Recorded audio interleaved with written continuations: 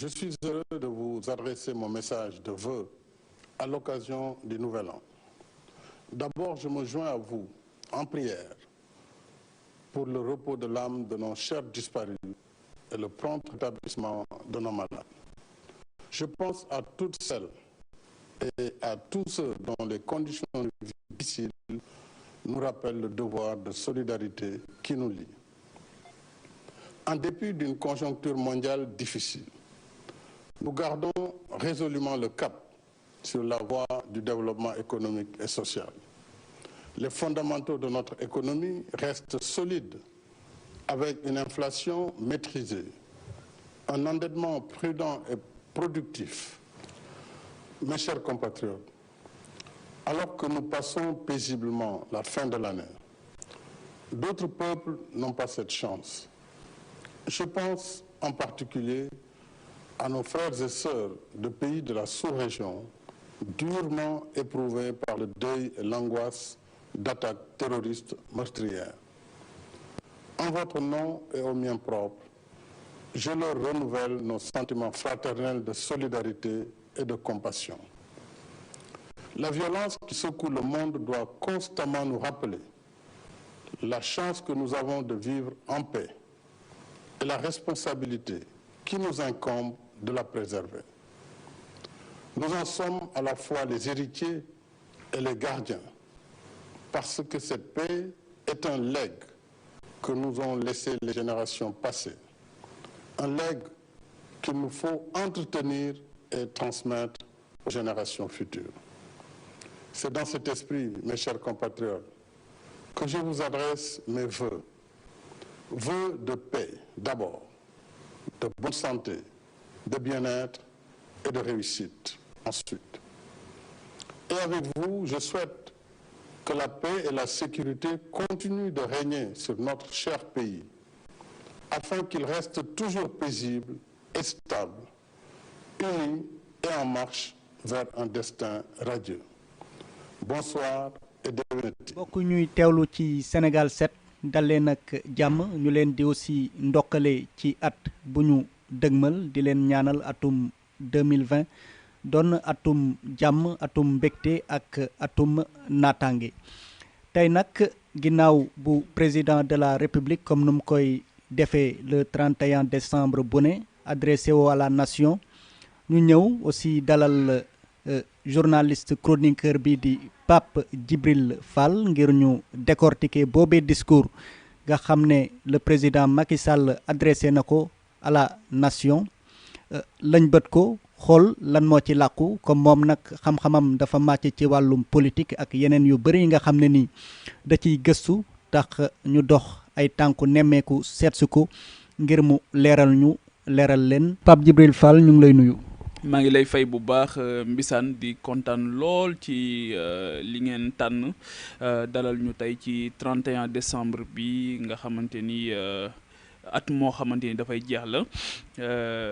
di ci ñaan sunu borom mu jéggal ñu di ko ci sant bu baax ci bàyyi gi ñu bàyyi ba ñu fekkewaat ko di bàyyi xel ñi nga xamante ni yëpp aussi daaw heure bi fekkoon na leen fi tey fekku leen fi. ñi nga xamante ni jamono bii may wax ak yow ñoom discours bi ñuy waaj a décrypter ñoom ñoo ngi ko seetaane ci seen lalu hôpital ñii ña nga feebar tëdd ci seen lalu kër mënuñoo dem hôpital ñii ña nga nekk caabi féete leen ginnaaw donc ñooñu ñëpp ak fuñ ci mën di nekk ak Sénégal ci composantam yëpp ñoo ngi leen di ndokkeel ñii ñu leen di ñaanal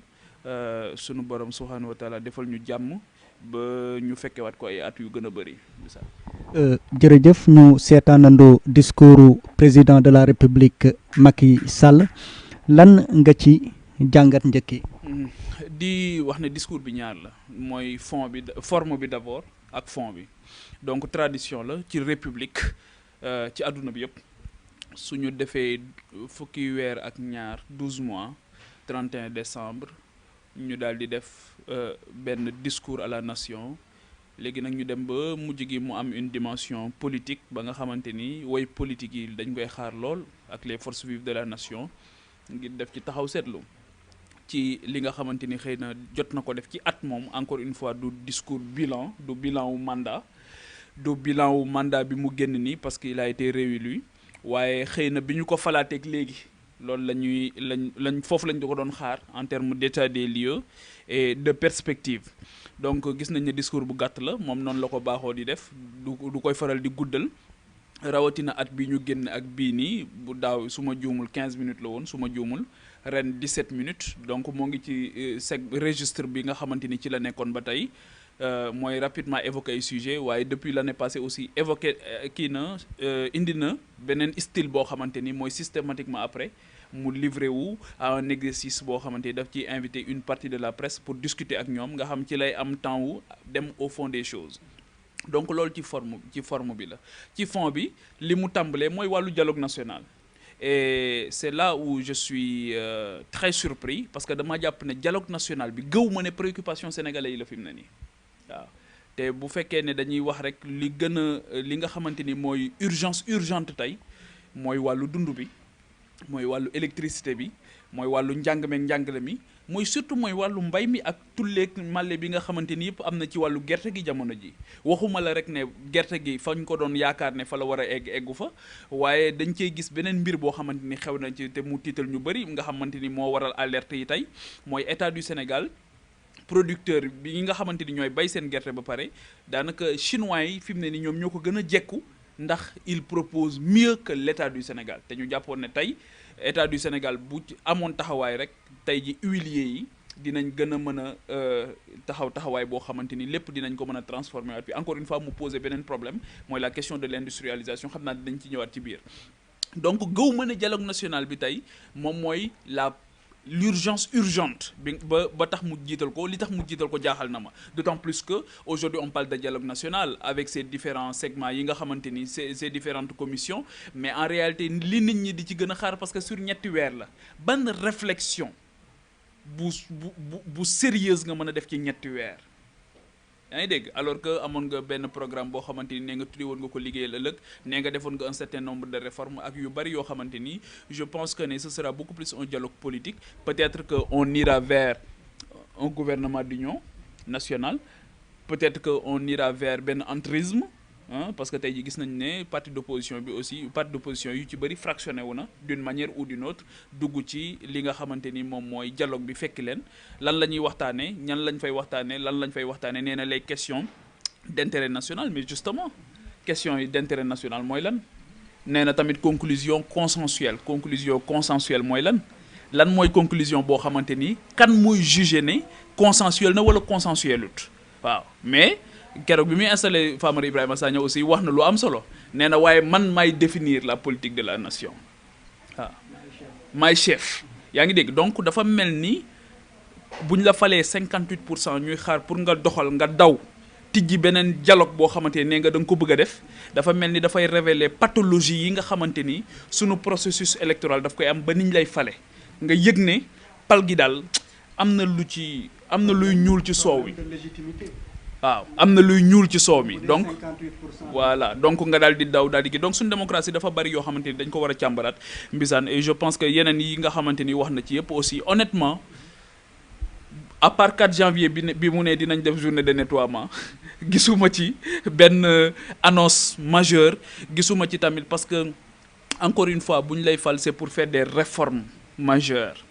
tey gis nañ par exemple ci tali bi gis nañ accident yi bari na nit ñaa ngi dee ban réforme lañ ciy jël te pourtant lu ñu bëgg a réformer rek bu ci tubaab yi jàppee gis nañ ne dañ koy réformer gis nga bi ñu bëggee gars yi changer permis tey jii ci minuit ku changé wul permis tey ñu dóor la parce que marché bi Gemalto moo ko gagné marché bi tubaab yi ñoo bëgg seen xaalis ñu jot ci léegi ñu fexe ba Sénégal taxaw ci donc bu doon tey jii taxawaay boobu la ñuy am sur les autres aspects mais tey jii on réglé nañ problème yu bari yaa ngi dégg. da nga soulever aussi beneen question muy gouvernement d'union nationale nga évoqué ko yaakaar nga ne gouvernement d'union nationale mun na tukkee ci dialogue bii nii ci jamono ju ñuy ruumandaat aussi ne retour premier ministre day am gëm nga ko. xam nga wax na ko moom président de la république tey ci message bi wax na ne dafa bëgg nu mu ko waxee dafa wax ne dafa bëgg ñu gaawal réforme administration. xam nga loolu dama wax sama tristesse jamonoy marathon budgétaire bi ñuy nas budget bi nga xamante ni ñoo ngi koy nas dama wax ne débat bi nga xamante ni moom la député yi éludé te mu am solo lool c'est la réforme de l'administration parce que Sénégal dafay basculer dem ci budget programme réforme administration bi mënu ko supporter il faut que mu am beneen nomenclature bu am au niveau de l'administration mais réforme ci wàllu budget bi ñu koy élaborer mais tudduñu ci réforme bi moom lay wax nii tey mais kan mooy réformer ak kañ la ñuy réformer ci décembre daaw bi ñu demee ci club de Paris man amoon naa chance bokk ci ñu fa nekkoon moom ci boppam moo wax le ministre des finances de l'époque d'alors Amadou Ba ne ko monsieur le ministre des Affaires étrangères où sont les réformes c'est comme si lui-même en tant que chef de l'État montrait son incapacité bi muy interpeller le ministre des finances à l'époque sur les réformes qui n'arrivent pas moom moo ko wax où sont les réformes c'est-à-dire que ñun def nañ programme d'action priorité PAP 1 bi jeex na te ñu waxoon ne PSE réforme moo koy sous-tendre moom ci boppam mu taxaw bi muy jeex pour enclencher PAP 2 bi mu ne les réformes n'arrivent pas et aujourd'hui ñu jóge ci ñu def un séminaire boo ko fàttalikoo fële ci Diamniadio sur les réformes ñu jóge ci ñu defaat beneen séminaire ci réformes yi mooy bi mu doon wax ne il faut rationaliser les dépenses de l'État ak yooyu donc il y a des réformes qui ne viennent pas et que c'est seulement si ces réformes sont opérées ci la ñuy mën a porter benn développement bi nga xamante ni bëgg nañ ko mais sëriñ bi pourquoi les réformes n'arrivent pas ñan ñooy empêcheurs de tourner en rond yi ñan ñooy goulot d'étranglement yi voilà les questions pour man fondamentales yi nga xamante ni il faut que ñu régler ko définitivement sinon encore une fois décembre 2020 même débat bi la ñuy nekkaat parce que le président Macky Sall encore une fois a eu de 2012 à 2019 il ne vient pas d'être élu c'est-à-dire que pourquoi depuis 2012 ces réformes n'arrivent pas et que sunu réew yi ki koy dimbali dëgg mooy ki koy réformer on a un pays à réformer fondamentalement ñi nga xamante ni sax ñoo parce que sunu république bi il a été transporté importé et imposé mais ñañu ko joxoon sax ñoom réformer nañ plusieurs fois ñun ñu ne duñu réformer ba pare bëgg un niveau de développement boo xamante ni souhaitable bi ñu bëgg muy mënuñu ko am te réforme yooyu yenn saa yi ñu tudd ko mais d'habitude bu ñu ko tuddee rek damay wax ne souvent c'est des réalités c'est des non sans réalité c'est des non parce que bu wax na ko inclusion wax na territorialisation des politiques publiques mais l'acte 3 de la décentralisation lu mu waxoon des territoires viables et compétitifs porteurs de développement durable mbisaan yow man ak yow ñoo yem man Caajaay laa dëkk yow xaw ma ban dëkk nga dëkk waaw Pambal mais honnêtement depuis que réforme bi dugg lan moo changé Pambal ban lan la apporté Pambal en réalité réforme bi loo xam da ngay teg nga ne ah lii kat c'est grâce à la réforme de l'acte 3 de la décentralisation te pourtant dañu waxoon ne day nekk des territoires viables et compétitifs tey jii Pambal lan mooy niveau de viabilité am lan mooy niveau de compétitivité ak compétitif par rapport à kii lan mooy avantage comparatif am lan mooy nangamam donc bu ñu la falee c'est pour changer des choses c'est pour faire bouger des choses et je pense que dans ce sens-là le président a du mal à faire le pas gis naa ne daal am na te loolu discours bi daf koy wane tey bëri na mbébét yoo xamante ni yàlla xam na ne wax na ko tey mais bëgg na ko depuis longtemps pourquoi mënu ci egg man jàpp naa ne am na yéene bi lan moo ko téye ba mënu ci dem lan moo tax mënu ci dem loolu mooy les questions centrales questions d'intérêt national c'est bien mais avant d'évoquer les questions d'intérêt national il y a des questions centrales qu'il faut définitivement régler waaw. même bu dee am na ay slogan aussi fast track waxaan na ko fast track wala slogan yooyu dafa vide quoi maanaam il c'est vide de fait quoi wala. mais Mbissane fast track dama koy wax ba sonn bi muy supprimer poste premier ministre dama wax ne fast track dafa antinomique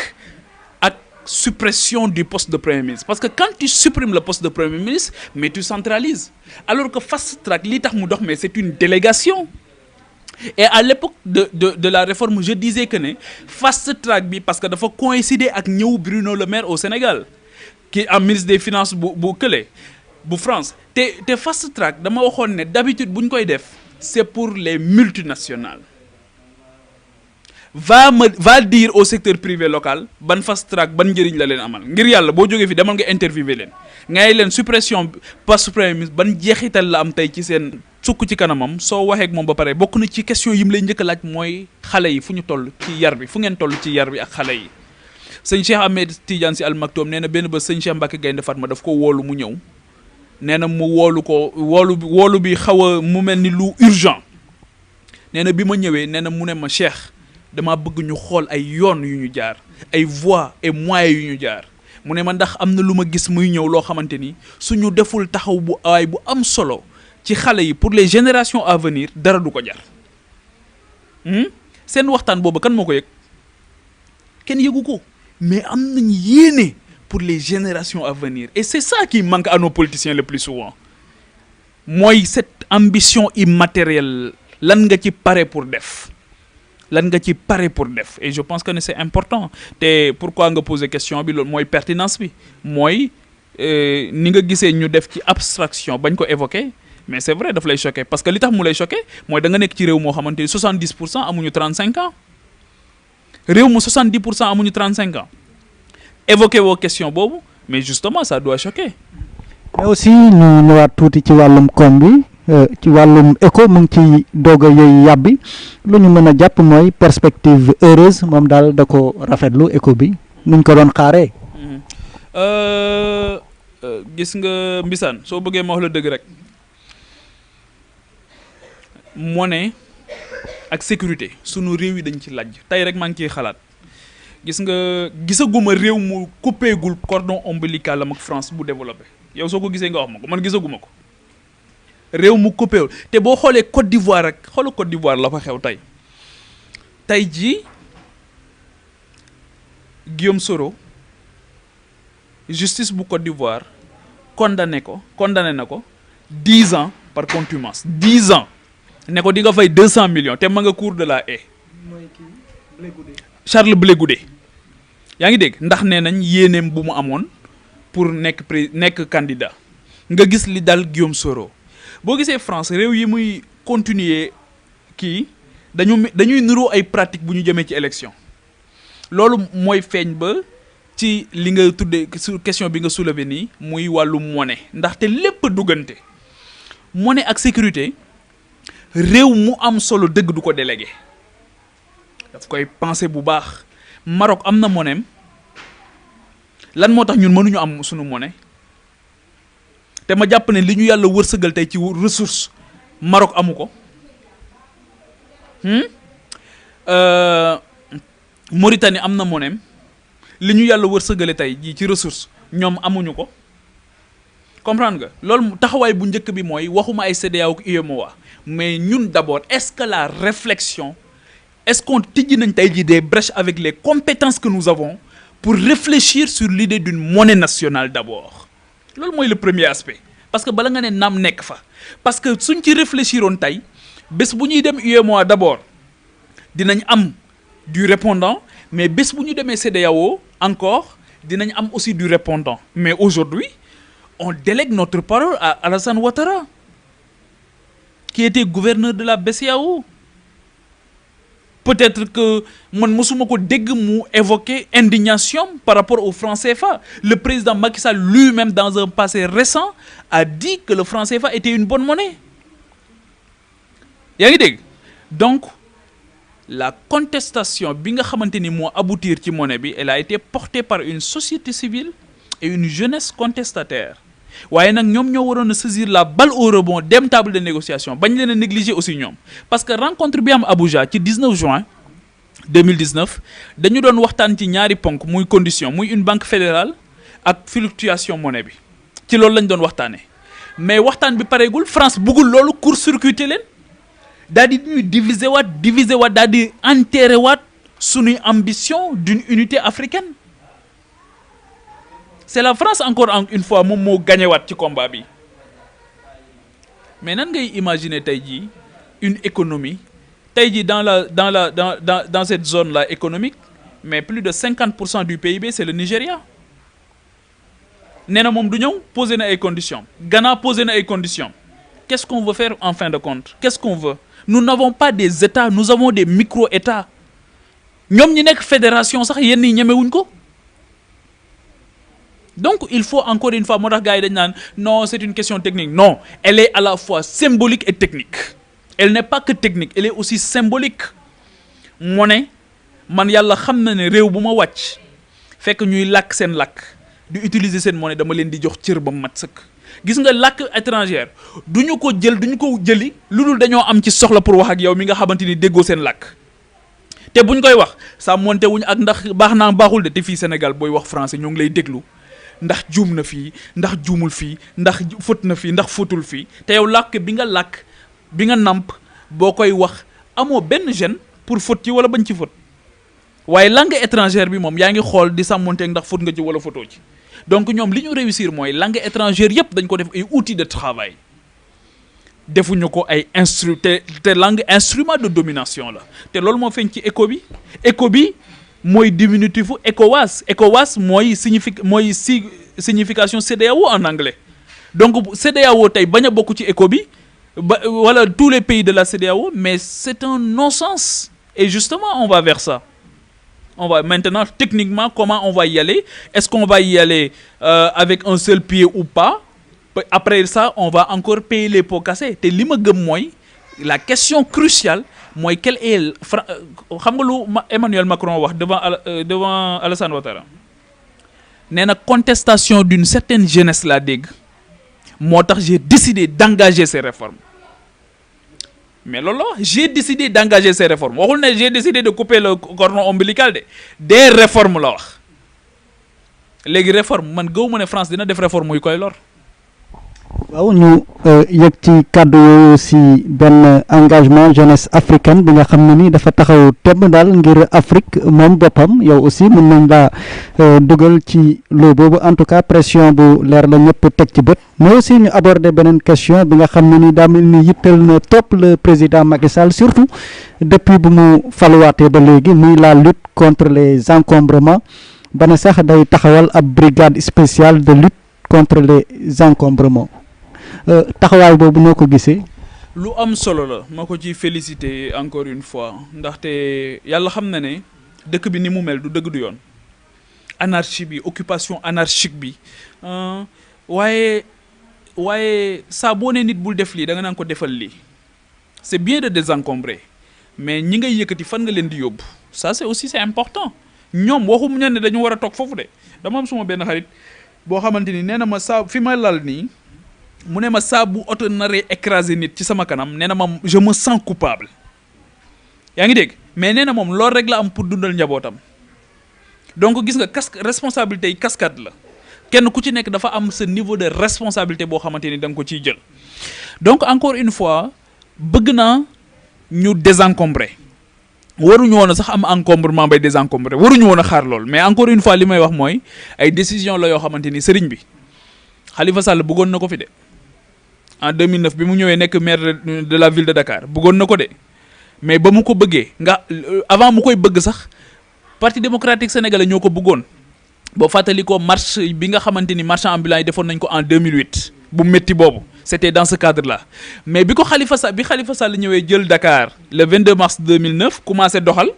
moom tamit bëgg ambition boobu mais ay dignitaires u PDS ñoo woote ci télé ak rajo yi ne ñooñu suñuy rakk lañ suñuy xarit suñuy doom lañ bu leen jëlee foofu gis nga politique ni muy ñëwee di yàq ambition yi nga xamante ni c'est des ambitions yoo xamante ni ñëpp ci war a gis seen bopp donc encore une fois c'est ça le problème fondamental bu ñu ko politiser nañu ko def te yàlla tax nañu ko def te réew mi tax ba pare qui trop embrase mal étant c'est-à-dire que bu fi nekk naan da ngay am ay ambitions démesurées da ngay xool li nga mën a def gis nga dégager la voie ne signifie pas la tracer et le plus souvent soo ko bëggee tracer dégager ko dafay métti am na ci ñoo xamante ni dañoo war a comprendre dans l'histoire ne ñoom dañoo war a ñëw rek ngir defar ay yoon ñeneen ñiy jëmmal sa ambition boobu xëy na ci ginnaaw bi la ñuy ñëw waaye dinañ yëg ne yow liggéeyal nga leen gis nga lu ma wax donc man le plus souvent li may déranger ci sunu nguur yi surtout en Afrique ça va au-delà du Sénégal mooy nit ñuy bëggee def li mag mi doon wax naan tooba saxal mbaa ma sulli tooba saxal mbaa ma sulli xaw ma ndax dégg nga wolof yooyu waaw tooba saxal mbaa ma sulli mooy nga gas mu taw nga gas pax bi léegi def ñebbe bi léegi tëj ko léegi ne ko saxal léegi mbala ma sulli la too ba saxal mbaa ma sulli yaa ngi dégg. donc loolu la ñu war a bàyyi mooy encore une fois le fameux slogan bi tudd weddi gis bokk ci. c'est pas bon parce que dafa am loo xamante ni ay préoccupation la loolu mën nañ ci teg bët. su ma nee préoccupation mooy li nga xamante ni cette ambition matérielle mais il y a une ambition immatérielle boo xam ne kenn du ci teg bët da nga koy def rek te yàlla tax ak les générations à venir da nga koy defal ñiy ñëw te gis nga loolu buñ ko réglé woon yàlla xam na ne kenn dootul xeex pour ñaata mandat ngay def waaye xam nga lan ngay xeex sama mandat bi lu ma ciy def. aussi bëgg naa aborder brièvement rek yenn ci ay silence yi nga xam ne ni waxu ko xaaruñu ko woon sax mais day am solo ñu leeral ko muy 3e mandat yeeg affaire yi ñu tuddee ay scandale ñu mën ci lim affaire Petro-Tim ak yi ni mel yooyu tamit xaaroo woon mu wax ci de wala. non en fait parce que pour man loolu c'est intimement lié à l'indépendance des corps de contrôle. Je pense que c'est un problème fondamental foofu la parce que dama wax keroog ma ne le conseil constitutionnel il faut que mu arrêter di génn ci élection rek mais la constitutionnalité des lois wala lire la constitution mais c'est son job tey jii la question même du statut du chef de l'opposition mais c'est le job du conseil constitutionnel. Le référendum du 20 mars 2016 moom moo wax wàllu constitution moom moo tënk constitution bu bees et ci biir constitution boobu ci la ñu wax wàllu statut du chef de l'opposition mais ba fii may wax ak yow xamoo kan mooy chef de l'opposition bi ñu génnee ci élection 30 juillet 2017 lan moo tax waxuñu ñu kan mooy chef de l'opposition ñu ñëwaat ci élection présidentielle 2019 ba tey kan waxuñu lan mooy chef de l'opposition. Où est le conseil constitutionnel? Il brille encore par son absence. Donc il faut que ñoom aussi xaalis bañ leen di jox ak pay gañ leen di fay ñu xam ne nekkuñu fi rek pour élection bu jotee moo tax bu élection ñëwee da ngay yërëm sax seen njaboot yi parce que ils sont tellement exposés bu élection ñëwee li ñu leen di njëkk a renforcer mooy seen sécurité. Ça veut tout dire waaw ça veut tout dire alors que nañu bàyyi di briller nañu jël seeni nañuy def autosaisine waaw nañuy bàyyi di xaar ñu leen di saisir. nañu def seen liggéey gis nga bu ñu defoon seen liggéey question mandat gi wallahi kenn dootu ko wax si le conseil constitutionnel sort demain yaa ngi dégg wax ne sur cette question là on a réfléchi on y a travaillé le président de la République comme l'opposition déglu leen ñu parce que nous sommes l'institution habilitée daal dinañu lii la constitution bi wax cette question là elle est derrière nous allez travailler bosser mais kon coow li jeex na donc que chaque acteur dans l'espace public Mbissane joue son rôle, que la presse joue son rôle, que la société civile joue son rôle, que les institutions constitutionnelles jouent leur rôle. Gis nga loolu suñ ko defoon pour man xam nga tey jii la principale mission bu ñu am c'est renvoyer les uns et les autres à leur vocation première, leur vocation originelle muy ñëpp tey jii pour man li sëñ Mountakha naan ku nekk na xoolaat boppam pour man foofu lañ toll non. Pour tëj discours bi ñu seetlu aussi ci ay waxam préparer l'avenir maanaam wax na ko 3 fois loolu aussi ci wàllum communication amul lu mu tekki nga foog. waaw en fait c'est lié c'est-à-dire que xam nga mooy li ma wax léegi te nga tudd ko dafa bari question yoo tudd bokk na ci li nga wax ne ni ñu éluder la jeunesse wax nga tamit question mandat. waruñu ko woon wax ak président Macky Sall parce que gis nañ liñ ci dund ma ciy profité di rendre hommage policier bi nga xamante ni rayoon nañ ko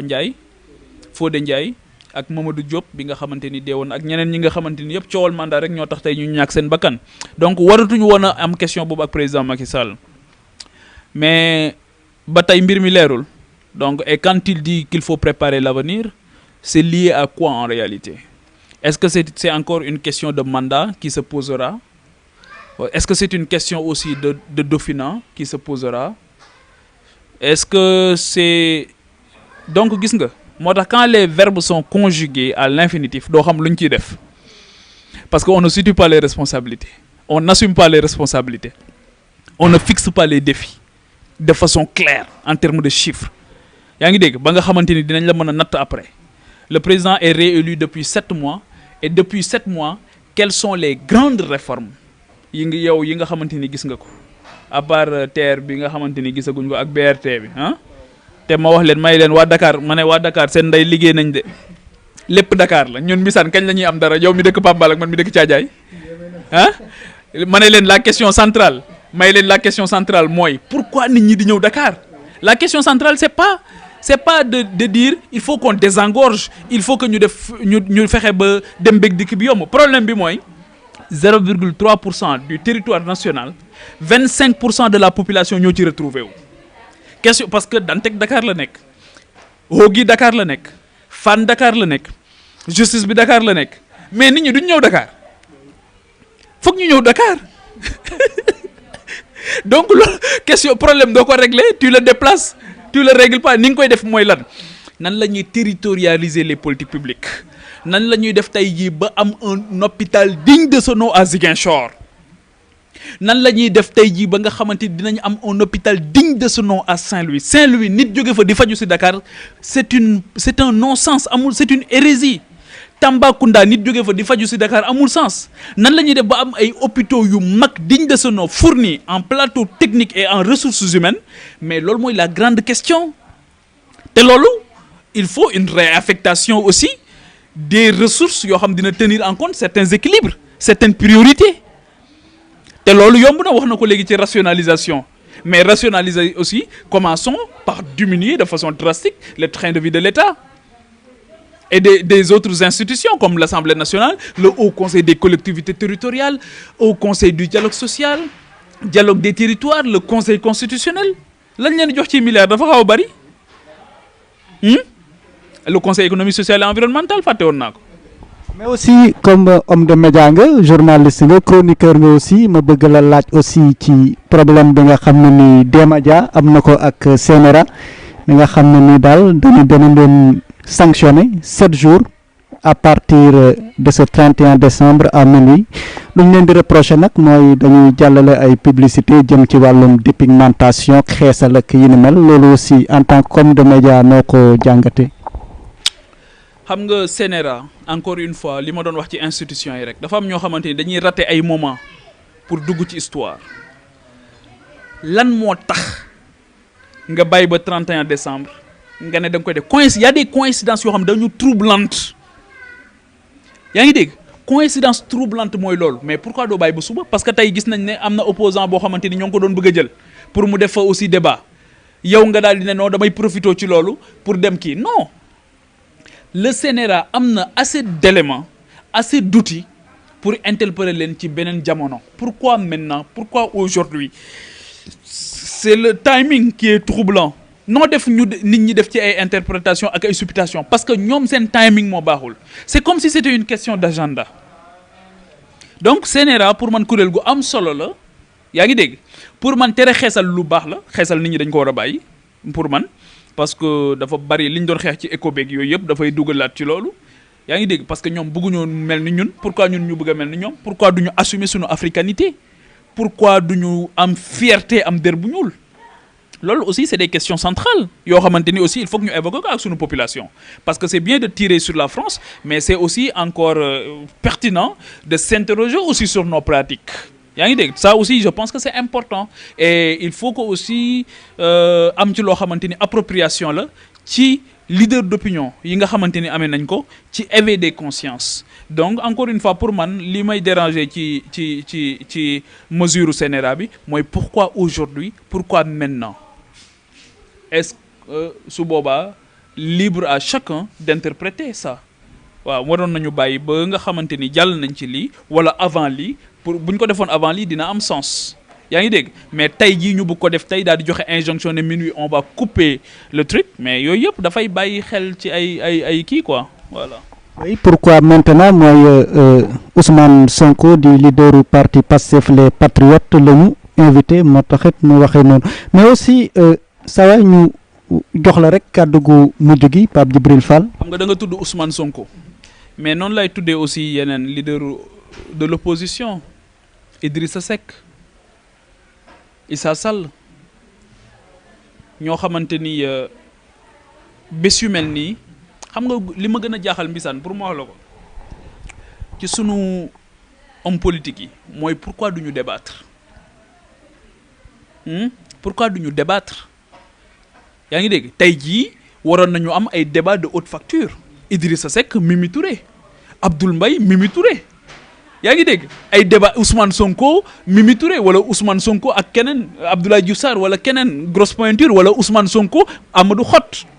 ministre de l'économie et des finances wala Amadou Ba Ousmane Sonko ailleurs ça se passe comme ça mais pourquoi pas chez nous mais fii monologue rek et finalement c'est le président qui va faire le job à leur place pourquoi le président doit faire le job de ces gens-là yi nga xamante ni ñoom ñoo nekk au niveau opérationnel le président est à un niveau stratégique il défend un idéal il défend un rêve mais mënul ñëw à ce niveau-là bëgg a expliquer li nga xamante ni ministre sectoriel yi ñoom ñoo ko waroon def ak directeur général yi substitué bii muy substitué wu ci nii ministre yi ñëw toog di ko seetaan pour man franchement baaxoon na beneen jour bu dul jour 31 décembre mais nag mën na tànn bés boo xamante ni dafay ñëw toog avec la presse nationale internationale mais évoquer les grandes questions parce que romb nañ fi mais justement écho bi rek jaroon na mu def face à la presse ba mu ñibbisee voyage mais dégguñu ko mu wax ci tey jii la ko ouvriral benn brin bu ndaw benn brèche bu ndaw ci discours am donc encore une fois peut-être que c'est une proposition des spin d'autres yi nga xamante ni am na ko des trucs mais honnêtement je pense que ne l'enjeu est ailleurs l'urgence est ailleurs Mbissane waaw di la sant bu baax nag di la gërëm di la sant ci opportunité bi nga ñu jox pour ñu partager ak sénégalais yi ak déplacement bi parce que Dakar déplacement bi yombul di wax rek ne Sénégal yàlla na fi suñu borom def jàmm ju bari suñu kilifa yi yàlla na leen fi suñu borom bàyyi ñi nga xamante ni ñoo ñu jiite aussi muy président de la république ak ay jëwriñam yàlla na leen suñu borom jox intelligence bu gën a mag jox leen kàttan jox leen wér jox leen mën-mën ba nga xamante ni liñ leen dénk dinañ ko mën a doxal dans l'intérêt exclusif des populations ñi nga xamante ni aussi mooy la classe politique bi nga xam ñoo nekk ci opposition yàlla suñu borom gën leen a dëgëral aussi gën a def ci seen xol ak ci seen xel ñu gën a bëgg réew mi ba réew mi rek ñor leen ba réew mi saa bu leen soxlaa it gis leen ñaanal noonu laay ñaanale société civile bi noonu laay ñaanale presse bi noonu laay ñaanale couche population bi yëpp mais surtout noonu laay bàyyee xel aussi ñi nga xamante ni yëpp dañu nekk encore une fois ci seen lalu hôpital ak étudiants yi ak surtout la diaspora sénégalaise bi nga xamante sori dafa métti waaw man mi di wax ak yow suma papa pendant longtemps a été aux États-Unis donc sori dafa métti sori sa njaboot sori sa réew donc loolu yëpp lu métti la donc ci laa leen di ñaanale suñu borom mu defal leen sutura sàmm leen ndax encore une fois gis nga y a beaucoup de Sénégalais qui meurent là-bas ñu bëri aussi ñoo ngi ci prison yi foofu yenn saa yi nga dajale fa sa xaalis yónnee ko fii pour am kër doo gis dara waaw donc loolu yëpp lu métti la yenn saa yi nga toog fa ñu tàggale sa waajur lu ko gën a métti amul te mënoo ñëw donc encore une fois di am une pensée toute particulière ak ñoo ñëpp nga xamante ni tey am nañu tal feet waaye am nañu ko talul yàlla suñu borom sàmm leen sàmm Sénégal sàmm Afrique surtout waaw di bàyyi xel aussi ñi nga xamante ni mooy Burkina Faso ak Mali au nord ñi nga xamante ni aussi ñoo ngi nekk ci situation yi difficile sécuritaire di ñaanal yàlla suñu borom subhanahu wa taala mu def ci Afrique jàmm def ci Sénégal jàmm et Afrique enfin joue son rôle parce que adduna bi encore une fois dafa am lu mu manqué waaw muy une pièce de modération c'est parce que l'Afrique tarde à jouer son rôle et l'Afrique doit jouer ce rôle-là. moom di profiter aussi ci éclairage am di nit tamit ngeen profiter ci xam-xamam ñu nit ñuy profiter ci occasion bi di leen souhaiter une bonne année 2020 mu doon atub jàmm atub mbégte jërë ngeen jëf ba beneen yoon.